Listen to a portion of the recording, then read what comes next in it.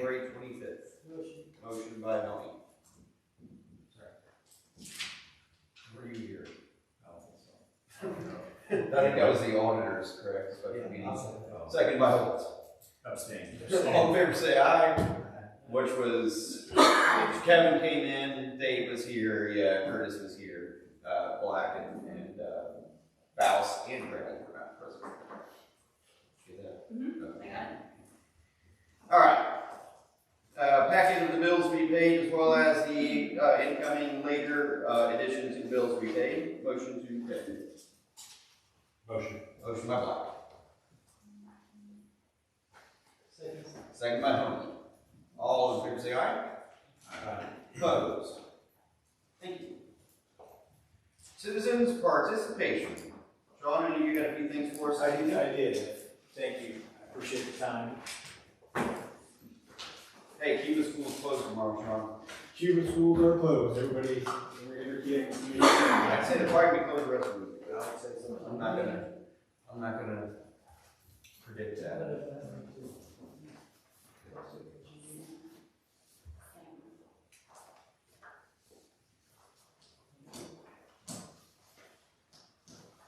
They already closed the courthouses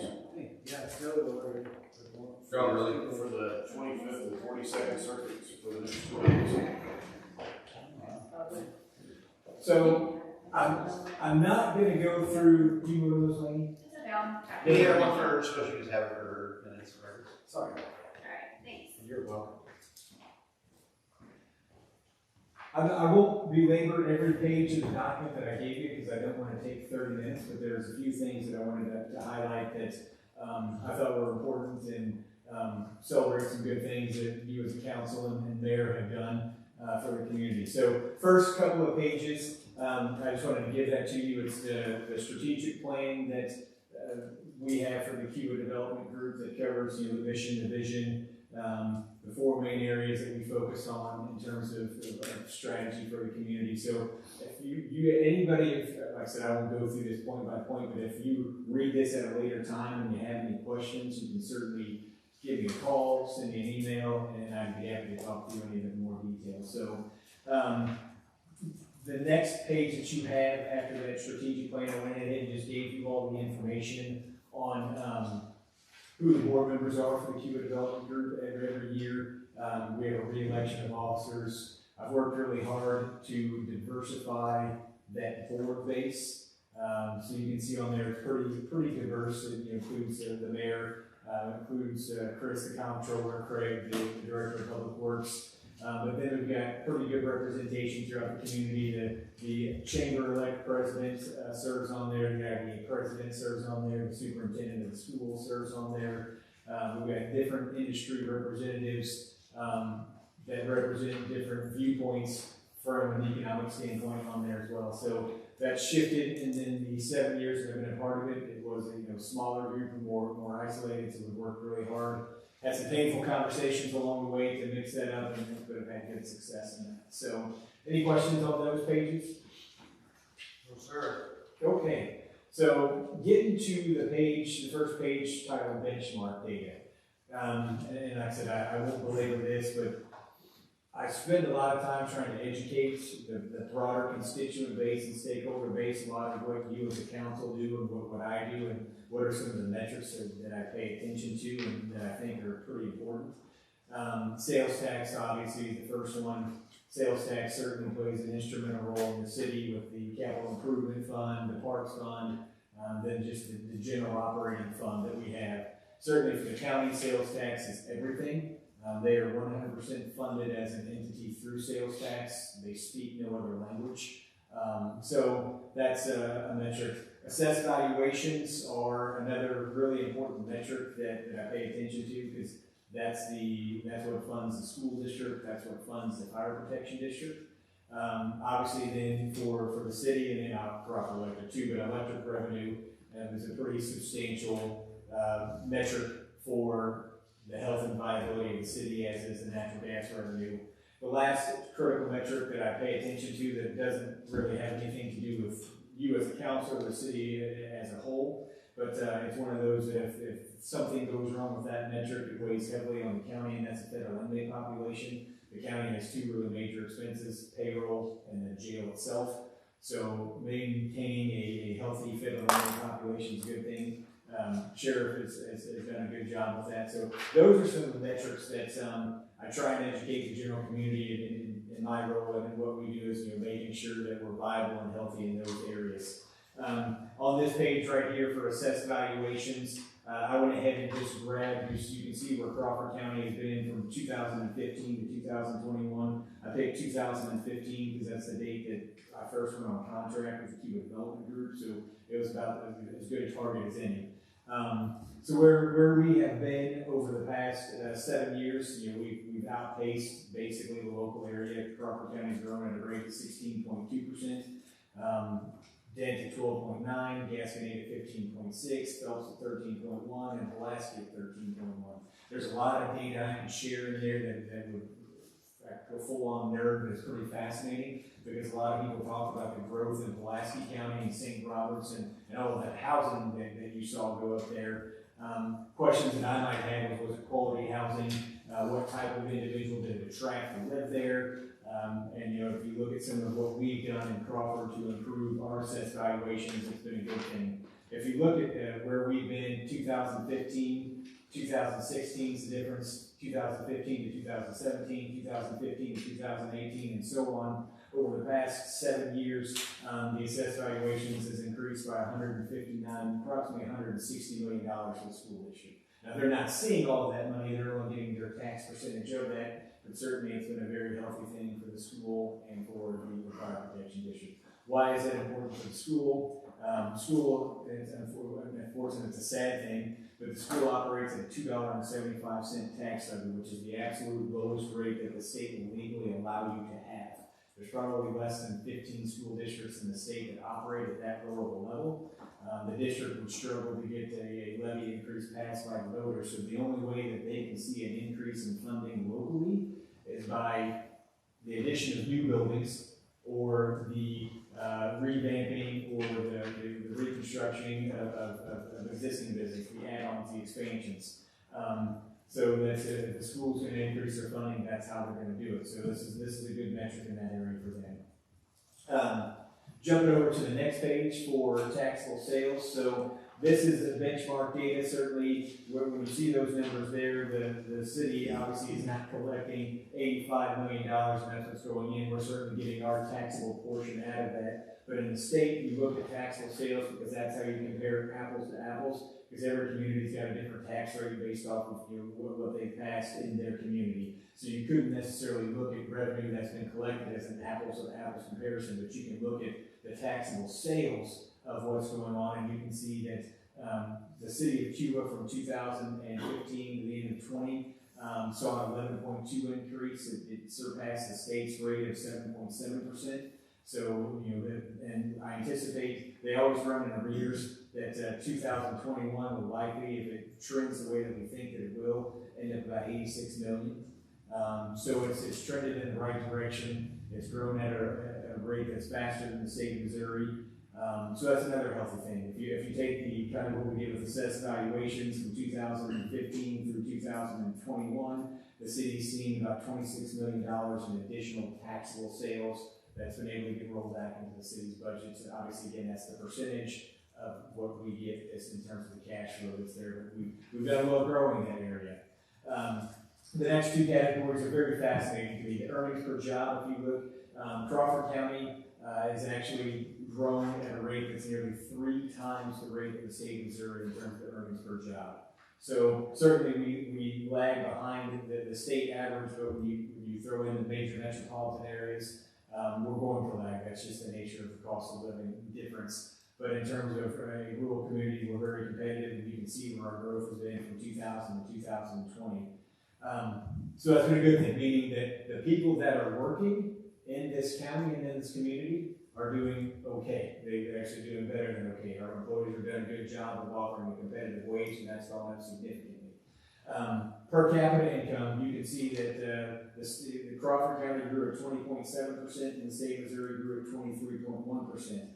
So we were slightly under where the state was at, still a healthy growth, but this is where per capita income, the difference is that includes those that are in on a fixed income level. And so while those that are working, their income rose pretty significantly, those that are on a fixed income, their income is kind of drove down what our per capita income looks like. So I'll talk more about that in a second, but again, it's another healthy thing and insightful thing. So the last page that I gave you is just some of the strategic relationships, people who I work with on a very regular basis, from the chamber to the IDA, with you all, to the Crawford County Commission, to the school board. Then I sit on the patient board at the Missouri Baptist Hospital, serve on the County Law Enforcement Restitution Fund Board. I serve on the school board, the vice chairman of the Enhanced Enterprise Zone, chairman of the board for Missouri Enterprise, which is Missouri's federally funded program through the NIST. Work with the Regional Planning Commission. I've been a keynote speaker. The Department of Economic Development absolutely loves Cuba. I spoke with their department 5 of the last 6 years. They love what we're doing, and what we do is that we're a model for rural communities, even though we're not without our challenges. To different liaisons, we hosted Senator Blunt here in Cuba back in October. Certainly the mayor hosted the governor here last July. We've got Chief Standing Bear that'll be here in February. So got some good things happening. So I say that to say that, if you let me come back to speak some of the things that I'd really like to really emphasize and iterate, because it's important in terms of our economic data to understand that there is what I call Cuba City, Cuba County, and Crawford County. And basically Cuba City are everybody that resides inside the city limits of Cuba. Cuba County would be individuals that do not live in the city limits, but their kids go to the school district, they do their shopping here, they probably own a business, and Cuba is where they call home. Then you've got the larger Crawford County that we all live in. Why is that important? Because if you look at the census data in 2020, it allows you, for the first time, at least in my knowledge, you can actually drill down to look at census data by community, whereas historically you could only list it by county. And I say that as it's important because the way that our demographic breaks down is much like the city of St. Louis. The city, Cuba City, is very high poverty. Cuba County is very middle class driven, and then Crawford County. So as an example, Cuba City, 28.3% of the individuals that live in Cuba City are disabled. 28.3%. So the federal average of individuals on a disability is around 11%. The state average, yes, so disabled population in the state of Missouri is 14.7%. Disabled population in the United States is 12.7%. Disabled population in Crawford County is 21.6%. Disabled population in the city of Cuba is 28.4%. So approximately 1 out of every 3 individuals that lives in Cuba City has a disability. Which, if you go back to that per capita income statistic, we're not, like I said, economically we have done some things very, very, very well. Socioeconomically, there's some challenges, and we love Cuba, we love our people. I think there's some hard truths. If we look at our single income households, the per capita income in those households is below the poverty line. It's like $12,000. That's what people are living off of. So we're not, and so if we look at that data, it's like I can come up here and tell you that, hey, we're doing some great things, because we are, but we also have some hard truths about some conversations we should all probably have to say, how do we want to address these things? How does that impact? So, like I said, I've been up here longer than what I wanted to, but I wanted to give you all some information and certainly take any questions that you might have. And certainly welcome any future conversation with you. Very interesting stuff, Sean. Appreciate you putting this together for us. I'm sure you probably shared this with the Cuba Development Group board members as well. The census data I have not. The financial information, yes. The census data I just did a deep dive over the past 2 weeks. Wanted to talk to you guys and ladies first. Yeah. Have you talked to anybody about any grants or funding for roads or anything out there? I had a long conversation with Chris Nash. She and I were both in full agreement that do grants exist? They absolutely do. Is that a path that we want to go down? I think we want to have a pretty good understanding of what we want to prioritize as a need in the community and decide. So for example, let's say I did find a grant for a road. Most of those grants are probably anywhere from 12 to 24 months out.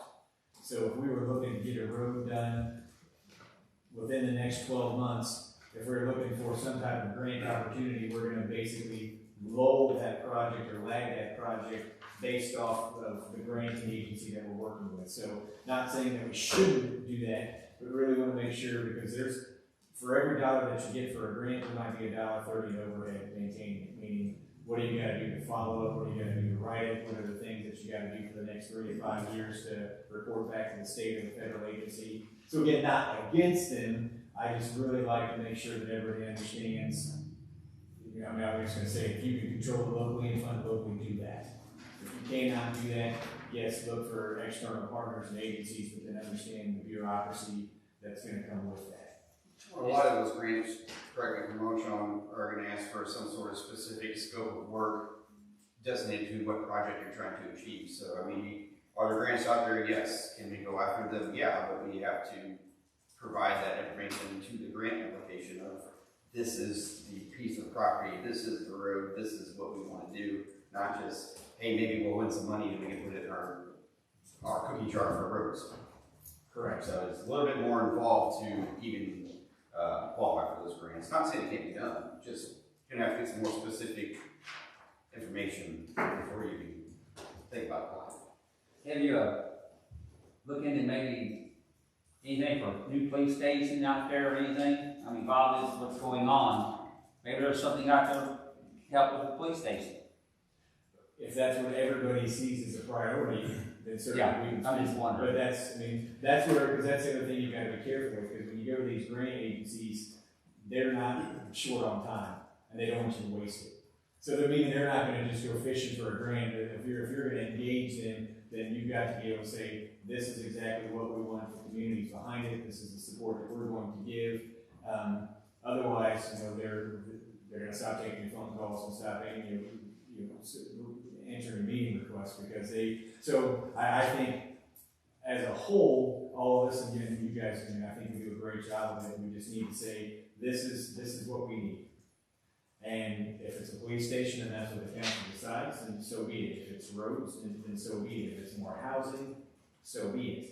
But I think just, and this is where I give credit. I think what the city's doing with the infrastructure is critically important, and the investment that you're making in water and sewer. Those are the things that are going to make the city last another 50 years. Those types of the electric upgrades. Those are the types of things. While they may not be sexy and glamorous, they're what a community needs during, in my mind, this transition point, because it allows you then for that next stage of growth, whatever that looks like, whatever that means.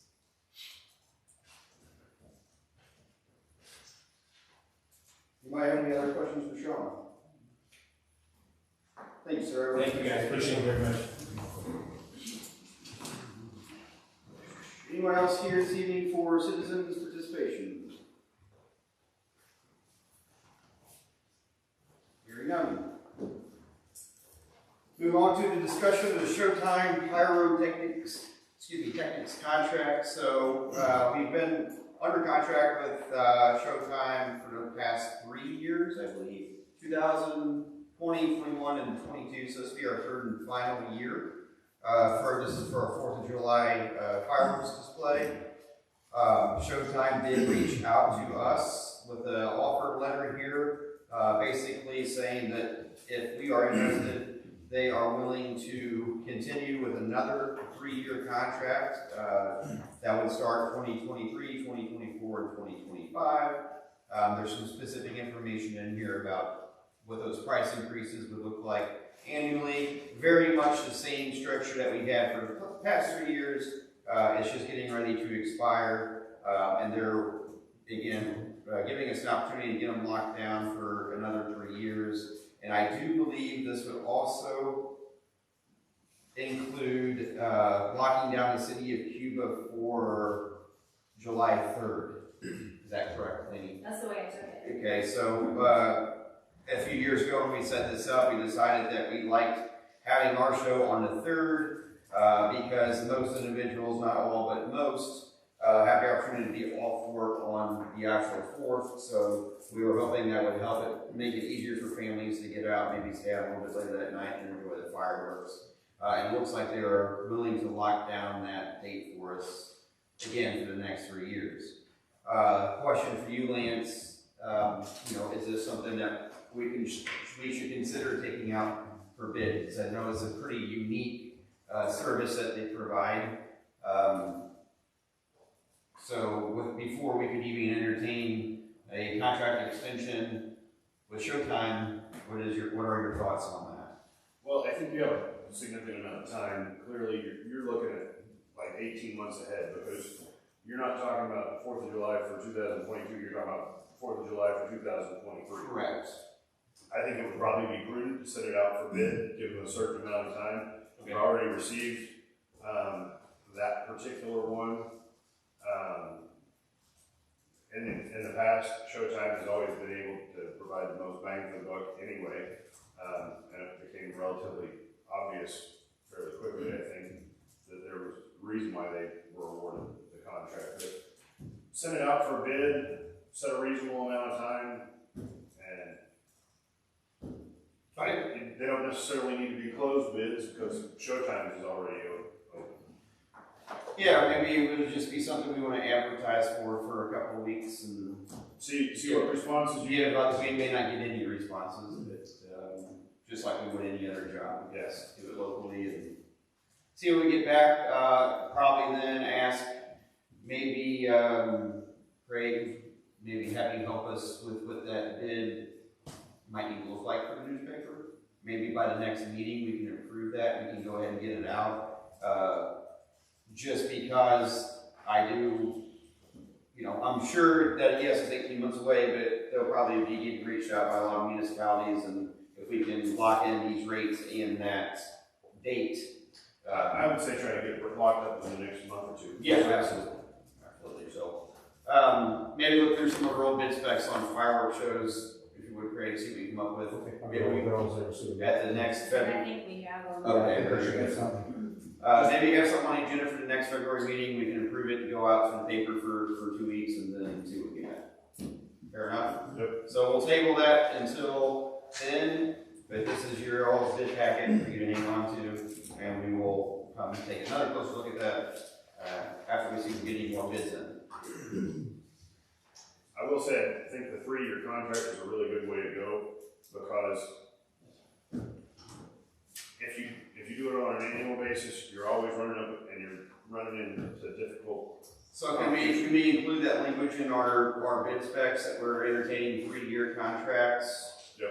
So that way we can try to kind of get these as comparable as possible. Correct. Okay. You want an apples to apples comparison. Yes. So use this, Craig, and whatever ones we've used in the past, and see if you can get something together for us. Thank you. Discussion of mail utility payments. Okay, so real quick on this council, talking about how folks are able to pay their monthly utility bill. As we all know, there are several ways of doing this. One, walk into City Hall during business hours and pay your bill. It's paid on the spot, receive a receipt, down the road you go. We have a drop box at the front door for business hours if you wish, or after hours. We also have a drop box that we installed over here in the parking lot that can be used during business hours or after hours if you wish. You can pay it online, which a lot of folks don't want to do that, so they can avoid the credit card fee, but it is an option. I would assume if you want to, you can probably call in and pay over the phone and run a debit card number. So there are lots of immediate ways. You can also set up ACH, where it's just pulled out of your checking account on whatever date you would work out with the city. So there are many ways to have this bill automatically paid at the time payment would be received. What we ran into recently is a lag of time with our pay by check option through the mail. It is an option that many people use. There's a lot of folks out there that prefer to put their check in an envelope, lick a stamp, and stick it in the mailbox, and that is totally fine, and that is totally acceptable. But nothing against the United States Post Office by any means, but just the world we're living in now with people being short-handed and transportation timelines are a little bit slower than they used to be. The fact that Cuba mail, when dropped into Cuba mailbox, goes to Springfield and then it comes back to Cuba, right? It's just how it works, the way it's always been. What we've ran into on a couple occasions is folks calling us and saying, hey, you know, got a late fee on my utility bill, but I put it in the mailbox 5 days before it was due. Okay? Well, I understand the issue there. So I've talked with City Hall and talked about the process of receiving those pay-by-mail checks. And we've come to the conclusion that it would probably be a good idea to establish something moving forward to where if the payment is postmarked by a certain date prior to the due date, it'll count as paid on time if it would show up after that due date. Holidays, you know, Sundays, whatever the case might be. So in talking with City Hall and myself and just kind of agreeing that this would probably be something that would be beneficial to our customers, we would like to look at establishing a policy that would use anything that was postmarked up to 3 business days before the due date. So for example, council, this Thursday is the due date, correct? The 3rd? It should be. We moved it. Right, we're moving it to Technically, Monday, it would be the 3rd. So the 3rd of February would be the due date, right? So let's count back 3 business days. 1 would be Wednesday the 2nd. 2 would be Tuesday the 1st. The 3rd business day would have been Monday the 31st. As long as it was postmarked on that day or prior, it would be counted as paid on time. If it didn't show up till Monday due to the post office, which is out of all of our hands, those folks should be penalized for that. So that's all we're trying to do with this, is, you know, Lance, what we put in the ordinance form moving here on out or whatever you recommend. Obviously, we'll generate publications, we'll reach out to you through press, it'll be on our website, the information will be available for anyone, but we want to establish something just a little bit more solid moving forward on the pay-by-mail. And again, that would be 3 business days. So Sunday's not a business day, holidays are not a business day, so you would just count back from there. And then it does add a little bit more legwork on the receiving department here at City Hall. They will have to scan those envelopes, verify postmark dates, just for those that would come in after the due date, or for those that would be assessed a late fee to show proof that it was in fact postmarked after that 3rd business day. So we do have to do a little bit more homework on our end and do a little bit more due diligence, which does create, you know, more steps. But at the same time, we are here to facilitate a service for our citizens and our industry. And I think this will find a way to where, hey, you know, we're giving everybody these 3 business days. I'm sorry it wasn't postmarked in time and it came in after the due date. Yes, there will be a late fee associated with that. If you have any further questions, please contact your postal carrier for more information about how their timeline works. And then, you know, it takes that phone call out of our office and kind of puts things in a little bit more black and white on how we handle that. So that's what we're kind of looking at doing, Lance. How would that need to be drawn up? If so, It has to be done by ordinance. Okay. And I'll take a look at the ordinance that is existing, and I will send a proposed ordinance to Laney for discussion for the next meeting. Okay. So with that being said, council, if so interested, I would like to see if anybody's willing to entertain a motion to adopt the 3 business days prior to due date postmark standard for as paid on time. I'll make that motion. Motion by Cole. Second by Black. Again, any other further discussion on that? So- yes. Let me clarify this. Then people who mail their utility bill in, they'll actually have to make it sure that it's paid 3 days prior to it being due? No, it's mailed 3 days prior, it's just mailed. Yeah. This has to be postmarked. We just wanna make sure that as long as, so if a bill is due this Thursday, right, let's say hypothetically the 3rd, and then it comes in on Friday the 4th, it would be considered late. But if we can look back and say, well, it was postmarked by the 31st, we will count that as on time. But that's 3 days prior to it due. What if it was postmarked on the 1st? As long as we get it by the 3rd, it would still be fine, but if it's received after, then it's still considered late. So that They means didn't that mail it in enough time. So that means that people have to pay their bill 3 days in advance. Well, No. well, again, a lot of people will pay it well ahead of that, but again, you have the right to pay your bill the day it's due. We don't care, 4:30 on due date. But when people utilize the mail, they need to understand that there's a lag there. You know, we do have immediate options such as walk in and pay it, use a drop box. And I know that's not available for everyone. Some people are unable to get out of their home and they might put all their bills in one stack and have the mail carrier. I'm just trying to Take it. clarify that Yeah. anyone who wants to pay their utility bill by a check and mail, Mhm. that they have to have it postmarked 3 days prior to it being due. Correct. No, that's not That's not accurate. correct. No, that would just be anything after that would be considered late. If You can the, mail it if it's before, as paid, long as we did If it. it arrives on time, which is what the current rule requires, it's considered on time. So if I drop a check in the mail tomorrow and it arrives the following day, and that's the due date, then it's still considered on time. But if it takes 5 days to travel and it's not postmarked before 3 days, then it's still late. I understand. Right now, any check that comes in that's beyond the due date is considered late. it's late no matter So what. you're actually giving We're trying to 3 back- days Try to allow for travel. of grace period. Because again, I think if somebody makes a conscious effort to drop their check in the mail 4 days before it's due, they've made an effort to pay their bill on time. Granted, they can come up here and do a use of Dropbox, that's besides the point, because pay by check is still a method that we accept. So what we're doing is we're trying not to penalize those people that get caught up in the mail system that might take them an extra day to get here. Kind of what we're looking at. Whenever you receive your utility bill, it's not due for another 30 days normally. So, you say, I've got it in my mail, it's here, I know I've got till this date to pay it. But if somebody, maybe on fixed income or whatever it might be, has to kind of wait to the end of the month or whatever that finances might look like, they know if they get it postmarked at least 3 days before due date, it'll be counted as on time, even if it shows up after the fact.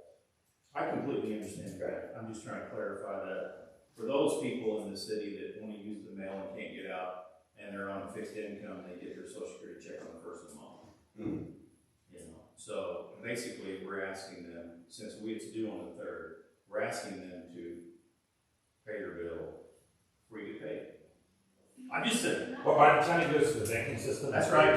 Yeah, I mean, Here's a banker who does this, it'll be You wanna know fine. what those other incomes are the ones we ever have to worry about? Well, and again, we're actually helping people here. That's fine. We're giving them a 72-hour grace period. That's fine. I understand we have plenty of options of how to pay your bill. I understand. I just want to make sure that it's clear because there will be some people asking. Oh, sure, absolutely. But we'll try to make that as transparent as possible. So there's a motion and a second. All in favor say aye. Aye. Opposed? Lance will get that prepared for the next meeting. And then council, again, might be a separate motion here, Lance, you might tell us that we can't do it yet, but being that our due date is the 4th this week, and we've had this conversation, can we sort of implement this? Actually, I think you can implement it now if you want to, because again, you don't have to have an ordinance to make it your policy, because you're giving something to somebody that they don't already have anyway. By putting it in an ordinance, you're locking in the city for always doing it that way. But right now, if it's past the 4th, it's already late. The only thing you're doing is saying if you've done this to make sure that it's here on time. Gotcha. So we'll keep an eye on it for this If round. you want to implement that for February, you certainly have the ability to do it. with that also being said, and I know it's been put out on social media and our website and everything, but just for those who are out there that are listening, the due date was Thursday, February 3rd, and we did move that back to Friday, February 4th due to the inclement weather. Just try to help people get another day to get it up here to City Hall. So okay, we'll cross that bridge. Yes, sir. Sorry, Lance, does the postal rule apply to this? No, not necessarily. So I mean, I just, that postal rule is that it's when a bid, in this case, it says a contract goes in the mail, it's considered legally valid at the point that it's postmarked. And so I just bring it up in case somebody wanted to bring a legal argument that through this postal rule that I put my bill in the mail, so the legal obligation of the bill was met, even though it didn't get to you until whatever. And again, all we can do is use that postmark date. And then that gives us something right there on their payment envelope that we can look at. And again, that allows us also to direct any further questioning to the post office. So I guess what I'm saying is if it's postmarked by the date of whatever it is, let's say the due The date. postal rule applies to Contracts only, not with bills. Okay, sorry for the interruption. Yeah, I get what you're saying, Sean. Because then the 3 days would be null and void, and you could say day of type deal. But I don't know that applies for payments. It does not. Thanks, sorry. All right, we will more to come on that at the next meeting, and we'll go ahead and start looking out for that process. Discussion to place an ad for a part-time visitor center employee, Miss Lori Malcolm, did start in her letter of resignation. I don't have a copy of it in front of me. Okay, no, if you would see him. I think everybody have it in their packet. I very well might do that. This is from Lori Malcolm, as the mayor stated. It's dated January 26, 2022, and it says, "Dear City of Cuba, the letter serves as formal notice of my resignation as tourism specialist from the city, or from the Cuba Visitor Center, effective Friday, February 4th. I am grateful for the opportunity to have worked for the City of Cuba over the past year. I thoroughly enjoyed greeting travelers and sharing information about the area and state. In addition, it has been a pleasure to improve, enhance, and promote the area and its attractions through social media, blogs, and website. With the help of By Design Media, Angie Tyler, Cuba's online presence has significantly increased in interest in the area. The Cuba Visitor Center is a great resource for travelers and anyone planning a trip to Cuba. My reason for leaving is because I have accepted employment that offers a competitive wage and benefits. Again, I appreciate the opportunity to serve the community of Cuba and Crawford County. Sincerely, Lori Malcolm." Well, we thank Lori for that, and is there a motion to accept Ms. Malcolm's resignation? Motion by Helmy, second by Black. All in favor say aye. Aye. Opposed? With that being said, is it the wish of the tourism committee to post another advertisement for a part-time employee? I'll make that motion. Okay, motion by Black, second by Helmy. All in favor say aye. Aye. Opposed? So we'll work on getting that ad in the paper as well. Find more part-time help.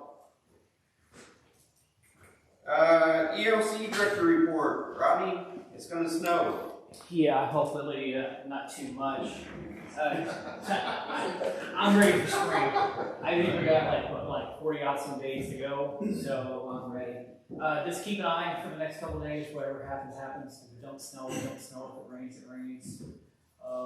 Just keep an eye. Hopefully, we can keep electrical outages to 0 with this situation. Hopefully.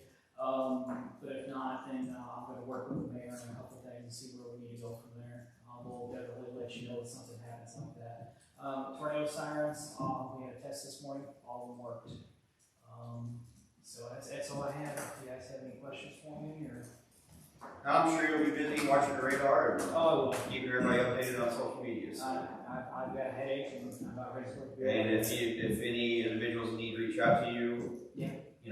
Let me know. Yeah, We'll put our heads together and figure out how we can help. Yeah, we'll get some stuff together. All right. All right, thank you. You bet. Public Works Director.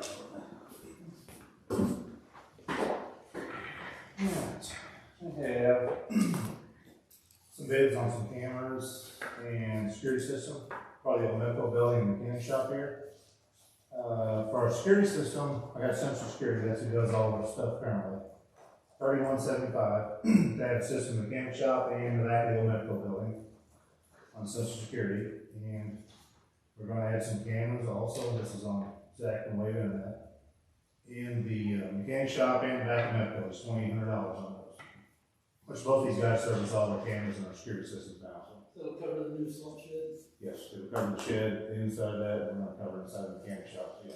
So we have two bids for the same scope of work? No, they're two different styles, we use Social Security for all the security stuff here, and Zach does all the cameras, so. So that's just- Understood. Basically, it's a price. So these aren't competing No, bids? they're not. No, Okay. Two separate bids, two separate systems.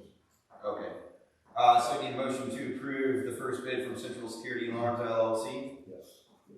Motion by Black, second by Honey. All in favor say aye. Aye. Opposed? And second bid would be for a scope of work performed by Wave Internet. Make a motion. Motion by Black, Second. second by Honey. All in favor say aye. Aye. Opposed? Okay, that will allow us to get those up to par with our security. I have another item here. This is a bill from Southern Colorado. About 2 months ago, we had a home on 1108 Southwest North, that's in Cedar. We had several cleaned it up. We paid the bill, the city did. We plunged the system, jetted it, and 1117 back up again. He has another bill on that, which we went from, this time the camera, we replaced about 20 foot of pipe. And with the camera against it, we got our camera working, it's down, but this bill is $22.97. See if the council's willing to pay for this one again. So, I mean, typically in the past, it's not something that we normally do, unless it was 100% at fault of the city of Cuba. In this case, is this one 100% at fault of the city of Cuba? We did camera, there's a lot of stuff, we sent and replaced a bunch of sewer pipelines, yes. How about contacting your insurance company? Whichever way you guys want to go. Yeah, I mean, I don't know. I don't really have any more details on it than that, and what might be the best plan of action, whether we should contact our insurance company or not. So that's where I'm at with it. The council, feel free to. Where was the damage? Was it on their property? Yes, in the basement. Luckily, it was an unfinished basement. Where were the pipes damaged? Where were the? The pipes were damaged down in our main, down probably 100 foot down from the house. It seems like one of the liable party. Yeah, I mean, again, if that's the case, that's fine. I don't know if paying the bill or contacting your insurance is a better plan. I mean, I'm sure we don't want to have. Mr. Mayor, I'm gonna make a motion, we did this once before for, arrested and, first some of this, and the water backed up in the basement or something, and it was off our, well, apparently that's, well, how Ronnie pumped us down, we were taking our sewer truck, pumping it out, getting it out, but we didn't do it, we kind of neglected it, and it backed up, and we didn't pay it. So I'll make a motion that we do the same there, I'll pay that bill. $2,294. $2,294. Okay, motion by Coleman to pay the bill of $2,294.97. Is there a second? I'll second it, and then I'll discuss just a tad more on it, that their insurance company is going to not pay this. I won't nearly promise that, especially if we're in fault for council meeting. And we don't want the homeowner to have to be stuck with that, so. Okay. As long as you said 100% off. Okay. Camera, and Alright. we replaced a bunch of pipe, yes, we did. Alright, motion by Coleman, second by Black to pay the bill. All in favor say aye. Aye. Opposed? Okay. That settles that. What else you have? That's all I have this evening. What do I have for you? Oh, have you received any applications for your public works vacancy yet? One in-house, and we got a guy today. I'm gonna check the city hall together. When does that close? Probably next week sometime? 7th, I think, next Monday. Okay, just curious on that. And then, Well, how are you guys doing with obtaining CDL permits as well as getting appointments set for the actual test? everyone has passed all the CEL testing. For the permits, correct? The permits, yes. 3 of them got appointments today, one already done. So I think I need 4, 5, 7 more, I think, we call them the appointments. Okay. So I'm trying to do that this week or early next week. Yes, it's looked pretty good. And again, everybody knows, you know, City of Cuba is willing to help pay for that first test. I was explaining to them, and so there's I left a credit card there, so $200 deposit. Call the City of Cuba, and she emails the invoice and we create the PO. And those guys are tasked with setting those appointments up themselves, right? Because they know their schedules and Yeah, she's carving out exactly, you know, it's been working pretty good for 2 people. we'll just leave it the same then. Anything else for Craig? I just have one thing to kind of hit on here with the incoming weather. I know that the mayor announced kind of an alternate schedule for the next 2 days. How many people does Public Works foresee? Are you gonna have a full staff or? Got all the street boys coming tomorrow, so it's gonna rain. I think there's 2 or 3 other guys coming in for sure tomorrow. Okay. In case it's freezing rain, we'll get the salt down, so we'll get that started, or the snowpacks on top. Just got the electric on the way in, so hopefully nothing happens tonight on that. So if everybody on standby, I know this, hopefully doesn't have to do anything, you know what's gonna happen. Yeah, hopefully, all hands on deck if need be. Yes, they know that, it's so bad that they may always set the machines up. Yeah, those who are on call and to be aware have been notified for sure. Anybody who has a CDL, right? Correct. Because you gotta have a CDL. Right.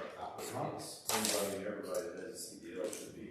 Yeah, I mean, street guys and electric guys and, Pushing snow with some. Pushing snow with something.